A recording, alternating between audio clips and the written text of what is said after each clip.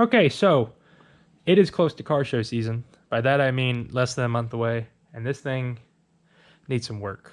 When I say car show season, I mean specifically Squarebody car shows because that's kind of the big. I'm kind of a big deal around here.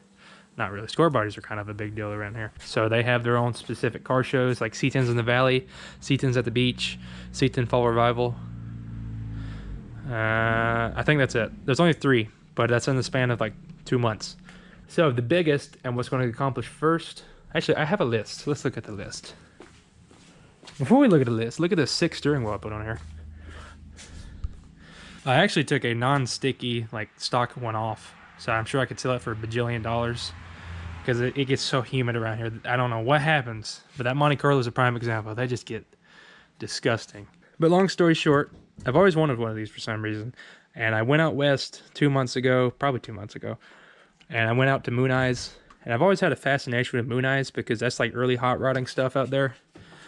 And I've wanted one of these for a while, and they had that one on the wall, and I was just like, yeah, I'll spend $150, and then, you know, it's on my truck now. And while I was there, I had to get the foot pedal. I have one of those in my other truck, and I love those for some reason. Oil change, so fuel filter, kind of forgot about that to be honest, but I need one. Fluids, I'm sure it's low on everything. Also, I'm sweating, so everything I touch is just wet. Door pins, that's a big one. That's what's going to get accomplished first, because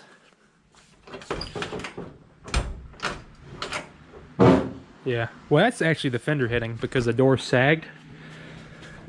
See, the bottom is kicked that way. So, but also you can. Oh, I'm just glad that Hell's Angels are going by right now. It's actually not too bad out here, but this is sagged a little bit. Like, it's not too bad actually, but if you look right here, the gap here is smaller than right here, and you can just see from the body line. Also, you know, it's dragging pretty bad to be doing that. At some point, I'm just gonna wear through the rocker, so I need to fix this. Also, it just sounds, that just screams high quality when I show up to a car show and I open my door and it does that. You'll see that curtains is on here, and he's like, why does your truck need curtains? And to be honest, I don't know. I don't know why I did it, but it's cool and I like it.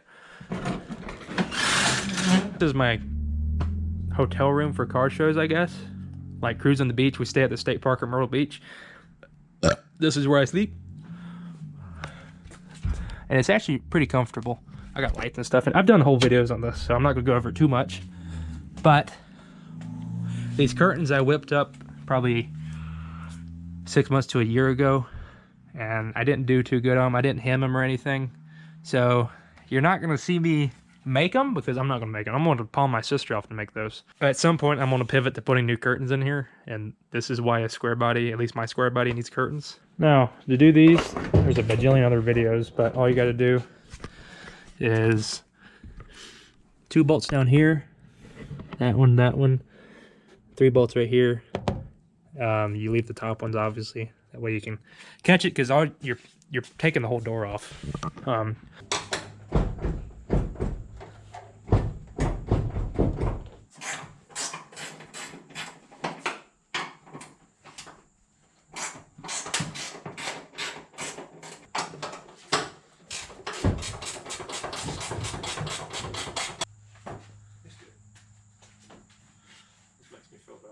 Really?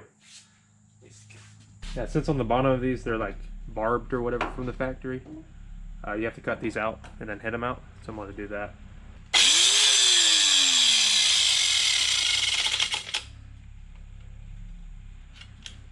Why is the guard hitting all of a sudden? That's new.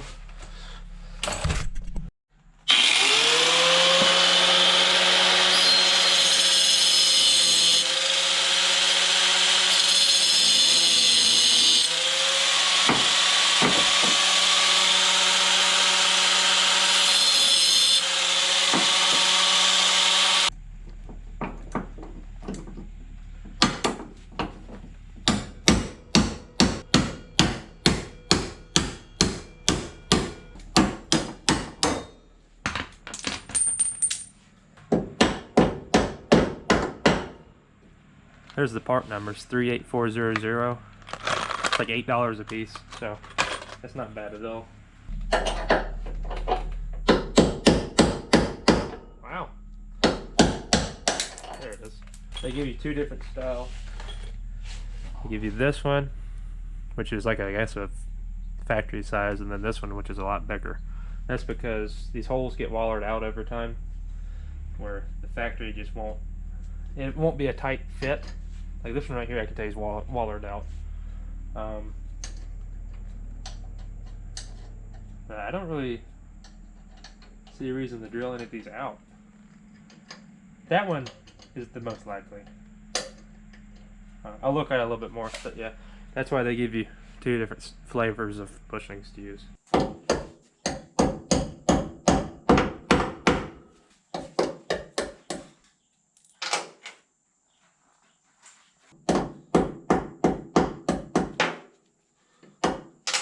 Oh my goodness.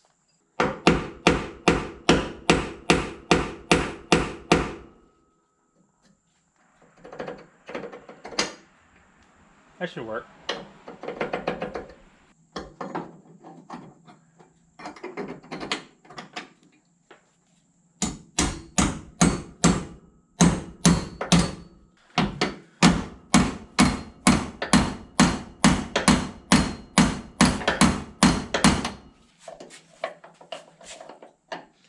Trying to think of how I done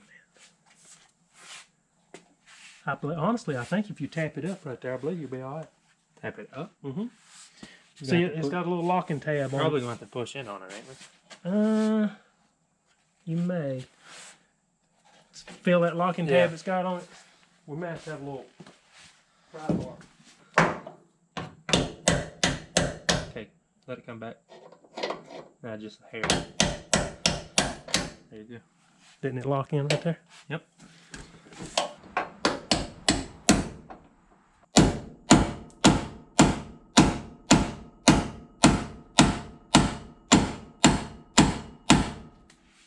I don't know what the issue is earlier, but I had to go back to AutoZone. The bass bushings that are supposed to be a direct replacement for the factory ones, each one that I tried to put in here just basically fell to pieces, like they just started cracking. This one down here, I had to go back to AutoZone to get another pack because it just cracked all the pieces. And the one down here did the same thing, but I had, where I put the oversized one here, I was able to use the one that's supposed to be down here up here. But I had to go back and get another pack or exchange the pack because I don't know.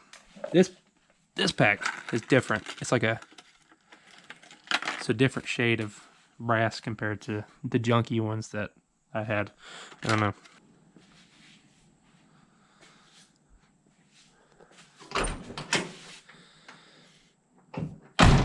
Better. Also better. It don't move. So upon looking at it, these hinges ain't that bad, like at all. I'm gonna try to get away with just shimming this fender because it's dragging right around here. So I'm gonna try to get underneath here and put a washer behind that one, and then possibly a washer behind this one right here too.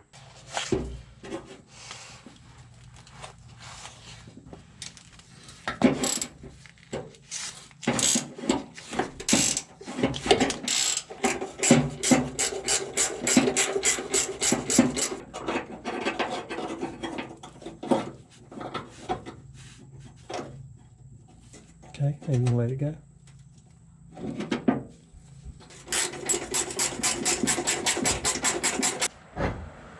Oh, Striker needs to go down. down. Yeah.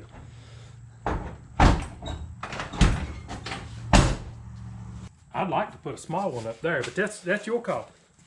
Well, is it gonna throw this off a little bit? Well, it will to her, but it'll help this give you a little bit more room. Well, this one won't be hard. There's not even a No, thing behind there.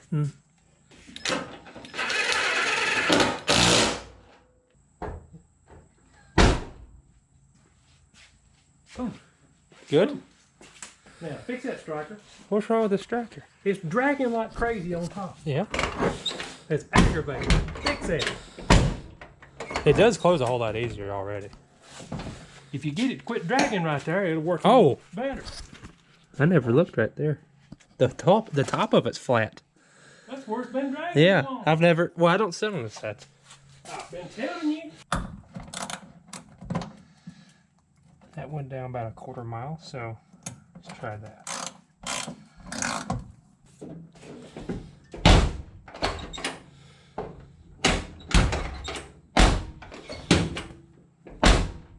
That's not bad. Mm-hmm. I'm gonna go ahead and adjust fenders. I'm gonna scrape that out because sure. Well, I just got more things to fix. I was driving up the mountain to see my girlfriend, and I noticed I lost power steering, and you know, the little battery light's on, which means I just threw an alternator belt, and I went out and looked, and I was like, yeah, that's it. So I'm limping it back to auto's on right now, and honestly, I'm not mad at any of this. The only thing I'm mad at is it took out my water temp thing that I just put in there, and that thing is a sucker to route all the way through the firewall and stuff. So that's honestly the only thing I'm pissed at. More things to fix. That's good. Took out a radiator hose too, so that's new. So it didn't. Well, actually, it did. It took out a heater hose, but it didn't take out a water pipe or a water thing. But I should have known. The alternator also drives the fan, and I was going 55 on the way here. It didn't help. But as soon as I got into city limits up there, like near that light, I'm just imagining it got hot, and then I pulled in here and boom, you know. But we got a fan belt back on. We just needed a way to tighten it back up, and then we got to find some water. But yeah, this is fine.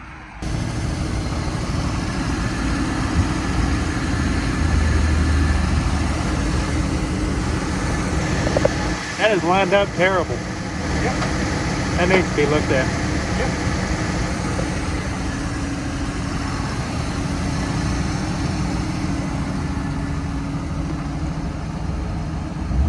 All right, so I got this thing home yesterday. All that happened was yesterday. Oh, look at my firewall. It's like white stuff on it. What is that? I don't know. That's gonna have to get cleaned off, but that's not really priority right now. Just to recap, after I finally know what all happened, I think I know what happened. I was driving up the mountain yesterday, about 30 minutes from home, and I flung, shredded, whatever. Either way, it came off the alternator belt, and that just because I lost power steering when it happened, but I wasn't thinking that also took out my fan fully. Because the alternator fan, and then the crank all runs off one. That's what turns your fan and stuff. I showed you yesterday that I took out a heater hose line. I think that just scored it, and as soon as I pulled in, that's what finally popped. I don't think the radiator cap is what boiled over.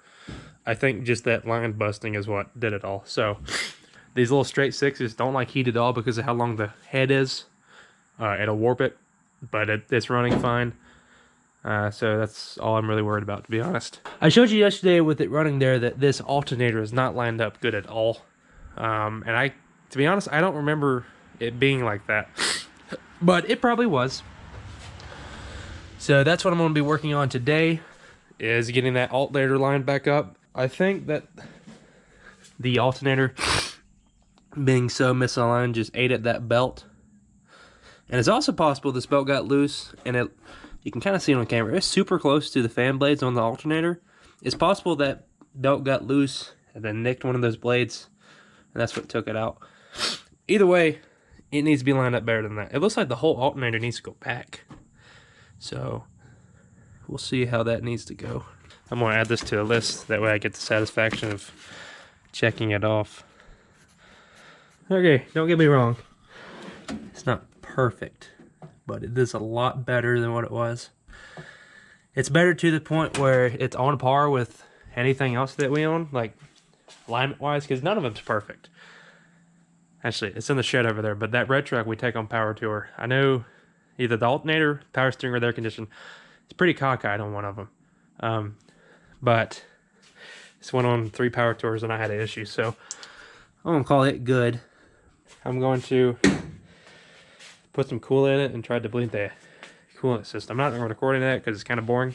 I need some redemption, so I'm going to drive it back up to where I was going yesterday, or try to drive it back where it was yesterday.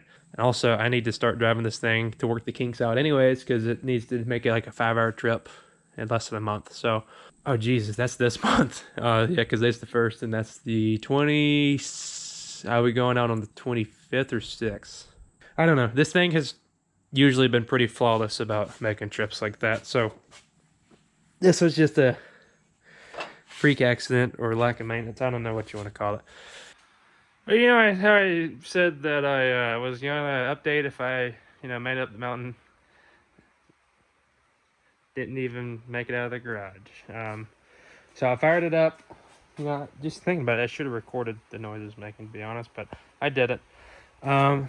Revving it up, it had a awful belt squeal and the upper RPMs on this motor. That's like 3 to 3.5K. These things don't rev at all, but had a horrible belt squeal.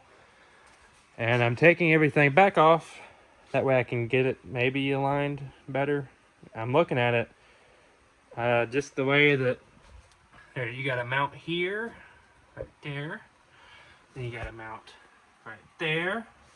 Then you got to mount down here. And I'm just trying to figure out how I can get all of that to cooperate and slide backwards.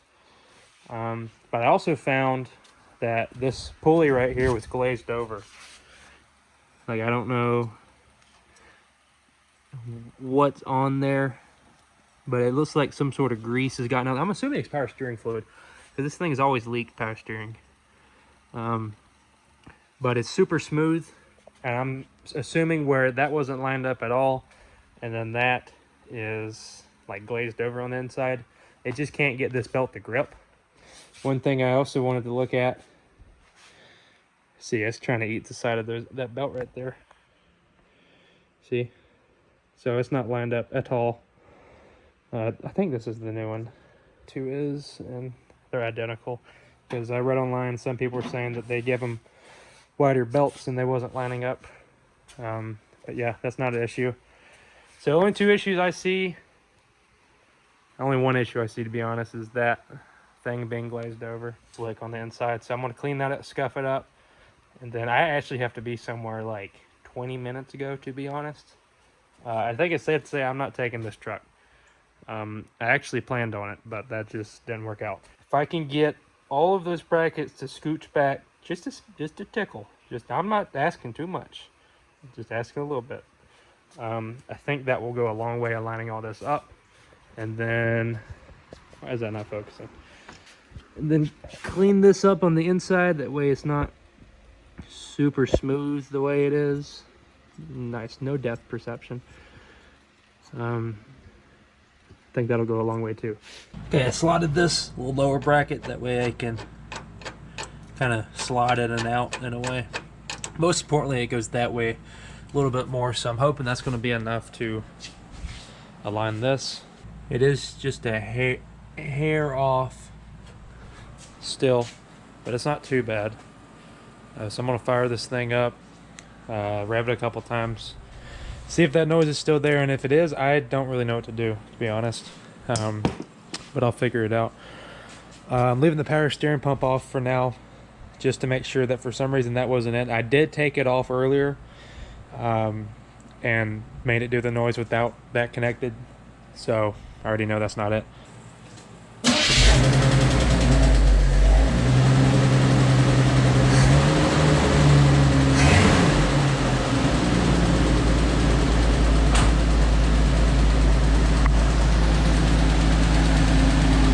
Ignore the ticking, it goes away after a while, but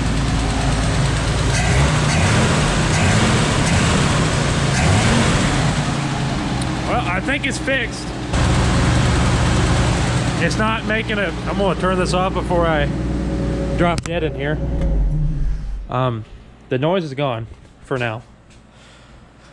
The alternator still needs to go back that way, but I have the bracket maxed out. And I'm gonna tell you what, that's some thick metal, and I ain't real big on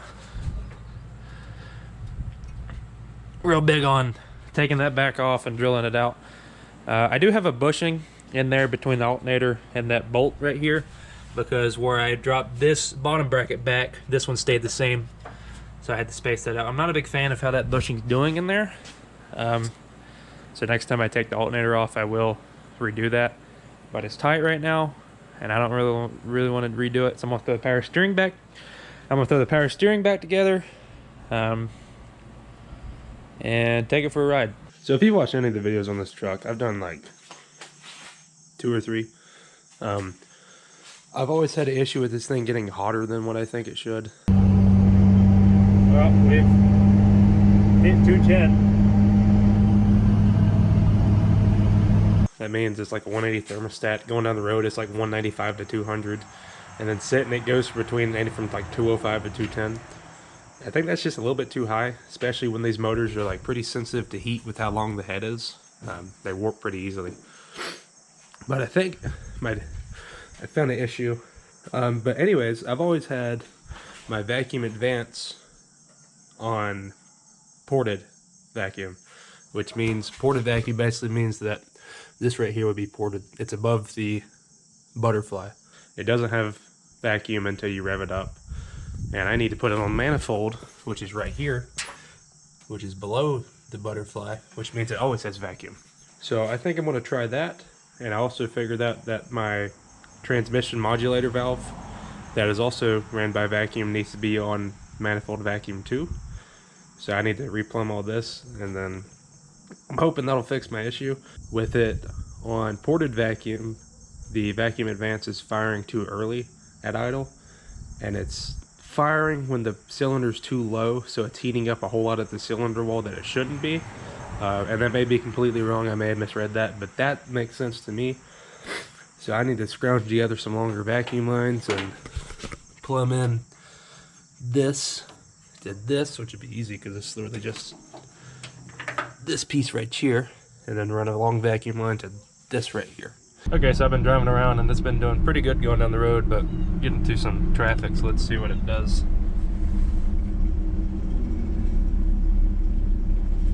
195, that's not bad. So I've got this thing butted up to the back of my GMC here on the carport, kind of like simulating traffic. It's in park. I don't know if this actually does anything, but it's a good theory, I would think. And been watching, it's fluctuating, goes up to like right under 195, and then it just drops back down to where it is now. So actually it's dropped a little bit more. I think this is the first time I've been able to do this and it stay under 200. And I've had that vacuum advance on manifolds since I built this truck, so that's always been an issue.